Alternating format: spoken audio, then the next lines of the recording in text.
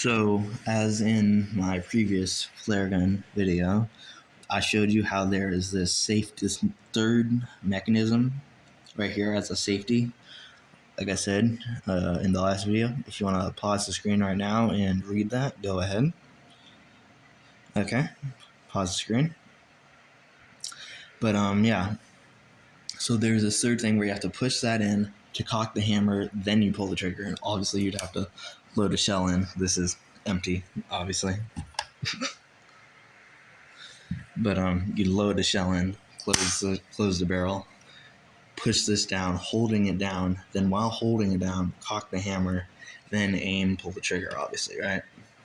And what I was saying is, I really don't understand the whole point of this third step. It's not like you're accidentally gonna cock a hammer accidentally, right? Like, how are you gonna cock a hammer accidentally? And then on top of that, you'd have to pull the trigger accidentally too. Like how are you gonna accidentally load a shell in, accidentally cock a hammer, accidentally pull the trigger? Like, I don't understand that. So why are they adding this whole third step? We have to push it down and hold it down, then while holding it down, pull the hammer back, and then pull the trigger. Like, I don't get that. So, but like I said in the last video, there's actually a little gap right here between this, and like I said, you could wedge something in there, as you see I did right here. So now it's literally stuck out, and this is how you get around that safety feature.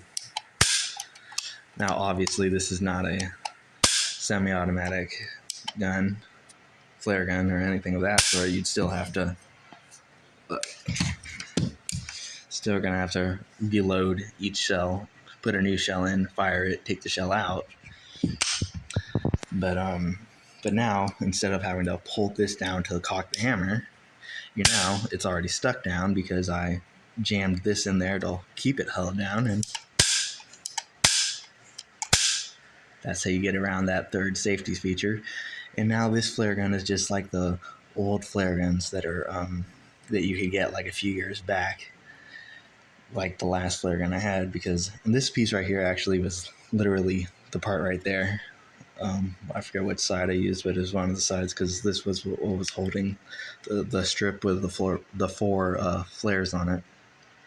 So yeah, I just ripped it off, broke it down into a smaller piece, and jammed it right in, then pushed this down and jammed it right in there to hold it down, so that you can just fire it like you could like the flare guns that they had a few years back, like the previous flare gun I used in my other videos, which did not have this third safety feature.